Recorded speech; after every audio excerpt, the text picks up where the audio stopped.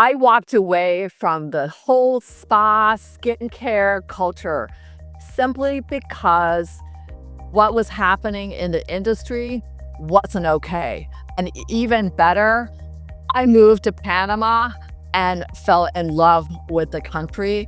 And really, in hindsight, I wish I had never come back. But because I did, today you're getting to see why things need to change in the skincare industry, and we need to have products that we can put on our skin that are non-toxic and stay for more. In 2005, I made a gigantic leap and built an enormous 10,000 square foot gorgeous spa in a hotel, and it was amazing. It was the talk of the town, actually the talk of South Florida.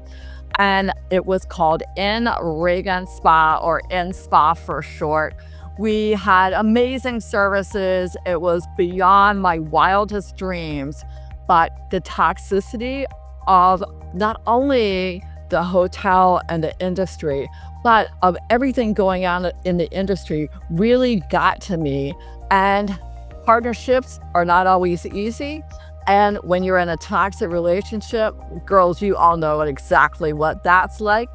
Well, I'm an escape artist. I like to escape and run, which is exactly what I did. And off to Panama I went, simply to find peace and a little tranquility and help to rebuild what I wanted to be my ideals of what a really great spa looks like, what a really great skincare product looks like. But being in the industry for so long, you see so much. And there's so many people that, and some things have changed in our industry, some things haven't. But along the way, it makes me at least a little wiser to know what is available and what isn't, and how we can proceed and move forward. Not only has this happened in the medical industry, and I'm a great big benefactor of having people advise me that didn't know what was going on with my body, but it happens in the skincare industry also. And being aware of what you put on your face, what's going to happen, the skin conditions you have, the toxicity. This led me straight to escape. And thankfully, Panama was there where I could go and clear my head. So in 1999, I went to Panama for the first time. I went to go fishing on the Hannibal Bank. And I know some of you are going, no way does this woman ever fish. But I grew up on the North Carolina coast, and I absolutely adore being on the ocean. And honestly, I don't care really if you catch anything, but the wildlife and seeing the ocean and being on the water was always just something that made me feel tremendously at peace. And when I had a chance to go back to Panama, I would take it at every chance. So I traveled to Panama extensively through the early 2000s.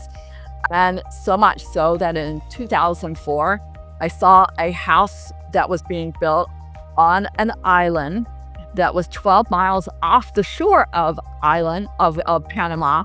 It was a little island called Isla Parida, and it's very close to David and Boca Chica, which, if you know a little bit about Panama and the country, it's on the Pacific side. So I grabbed my older sister at the time, and off we went to see this house that was being built. And I was like, this is amazing. There's no people. It's gorgeous. And you landed on the beach. You had to walk up a path to get to where the house was going to be built. And it was going to be super small, but the view was unbelievable.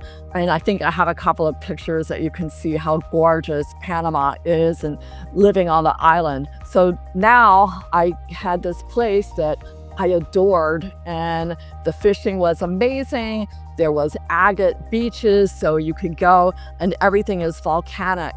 And when I had the chance to escape the spa and skincare industry and hit Panama, I was down there with a passion. And when I got there, what was really amazing about not only the experience, but the country, is how peaceful everybody is, how simple life is, how easy it is. I was able to hike Volcan Baru, which goes up to 11,000 feet above sea level. It's amazing, and you can see the Pacific and the Atlantic in one sighting. The other thing that was happening is I became very aware of the indigenous tribes that are there. As an American coming into Panama, I didn't want to change the people. I wanted to be a part of their culture and be able to assimilate into their world. So I had a Spanish teacher that she actually taught at the high school, and we still talk to this day. And they do flower festivals and coffee festivals, and the hiking was magnificent. Going up to Punta and being able to see the quetzals and the bird. It's just a magnificent country. And being there and being a part of it, it gave me a different viewpoint, and I pulled back and was able not only to get my head back in place, but also to be able to look at skincare and look at what was happening with the earth and what we do as far as humans, and realize that the toxicity that happens to not only our food, it happens to our skincare. And we don't need all these products to have great skin or to be able to eat really, really well. And eating from the earth and eating healthy only makes your skin and everything else that you do even better. But Panama taught me all of these lessons, mainly the fact that when I take it back to skincare and how skincare is not supposed to be 14 steps, let's make it really simple and let's keep it non-toxic so we're not hurting either the earth or anything else, or let's try to make it so we don't use so much plastic. So let's put it in airless containers that don't need you're not using it so crazy. It ends up being learning from your experiences and learning from foundation. And I can kind of say that because I'm over 50 and being able to have life experiences that give you an option for the future. I know all of you out there have probably been through all of these foundational experiences. Some are good, some are bad. And honestly, it's what we do with them. Hindsight 2020, I kind of wish I had never come back from Panama, but a divorce at 60 will do that to you. So you guys all know what, after 25 years of being married and 30 years of being with the same guy, I saw that we were not on the same page and I ended up coming back to the United States. And when I did, I saw an opportunity to be able to do something in the skincare world that was kind of dropped in my lap. And I started off with this simplicity and non-toxic and vegan. And it had to be these requirements because of my experience in Panama. So I knew that moving forward, that this was going to be my requirements for not only my life, but also for anything I was going to put on another person. It needs to be non-toxic. It means it needs to be something that's not going to hurt your skin or your body. The next part of the story, and I hope you're following along, it could get boring, but hopefully you're following along on my little life journey here. So I came back from Panama.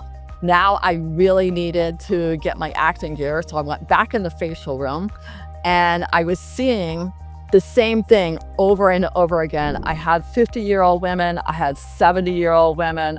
I had all of these women that were experiencing the same problems. We were trying to put facials and doing skincare on them with brands I've been using for quite a long time. And what I was seeing was everything was causing a reaction. Not everything, but there were a lot of reactions to products. And not only with that is people would get home and they would be confused by, hey, what product do I use, Nancy? Oh, do I have to do all of these products? Or, hey, Nancy, I just want to use a cleanser. Can you just give me one cleanser that doesn't hurt my skin? So all of these things were happening. The other thing I was seeing is we had women that were getting to 50 and going, Nancy, my life is over. I'm going, what the heck? You're 50 years old. You've got another 40 years. You can do this. Or they were at 75 and they were like me and had just gone through a divorce. But instead of putting one foot in front of the other, which I'm pretty much an optimist all the time, they were devastated and couldn't get out of their way because they felt like their skin looked terrible. They didn't feel good in their skin. They were really, really struggling. So I luckily ran into a biochemist and I was connected through, how life, spiritual, everything works together. So the stars aligned and I was able to meet this amazing biochemist through a great friend of mine. Her name is Jennifer. I'll go ahead and tell you. And we are birthday sisters. She's much younger, but we were born on the same day, June 14th, in case you're wondering, Gemini crazies. And I was able to meet this lady named Olga. Olga is a biochemist, but she's not just any biochemist. She had been through cancer, so she was also very aware of what ingredients belong and don't belong. So together, and it started off really as for an oncology facial for doing skincare on cancer patients. And we ended up doing facials, and all of a sudden we were going, wait, hold on, look at the results. So we were getting these amazing results with products that were vegan and non-toxic. And it was really because of the delivery system. And we were using no emulsifiers and the delivery system combined with creating this perfect world where the skincare was actually healing the skin, making a difference, and giving us these phenomenal results. And if you're interested of the phenomenal results, the name of my skincare line is Skin Diva Labs. And the other day somebody said, hey, diva, is that a good term or a bad term? Well, I've always thought that being a diva was a fabulous term, but I understand if somebody told me that sometimes it's not such a fabulous term. It has nothing to do with this video at all. It was just a little sidebar note. The products are amazing. My clients talked me into putting them in a container. It's not the most beautiful packaging in the world, even though what's in the container is absolutely phenomenal, off the charts results. The containers are, they're Nancy designed, and it's okay, but not fabulously great. But I really wanted to share this story with you to kind of give you an idea of why it was created, kind of like my background a little bit, maybe a few of the struggles. I mean, I don't know if you guys are going through struggles, if you think sometimes that, hey, life is ended. I'm here, and you're never too late for anything. You're never too late to change your world, get a new job. You're never too late to meet a new romantic partner. You're never too late to ever try a new skincare line. You're never too late for anything. It's really a matter of waking up and deciding that you want to do it. And so that's how I created Skin Diva Labs. I adore it. I love it. We use it in every facial that we do at my spa in Delray Beach, Florida. We're in South Florida, so if you're close, give us a shout out. But we'd love to hear from you and ask me any questions about skincare industry or spa industry.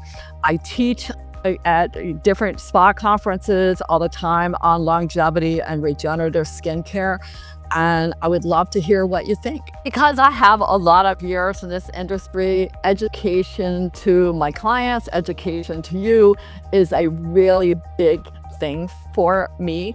And the more you know and the more educated you are, the better decisions you can make about even buying something as simple as an LED light for your face, or buying a product and saying, hey, Nancy, what do you think of this one? Because I will tell you whether or not it works or it doesn't work, or whether it's a scam or not. There's plenty in the skincare industry for sure. But all that said, I would love it if you would subscribe to the channel, follow along, give us hey, a little shout out, and maybe I'll see you in the next video.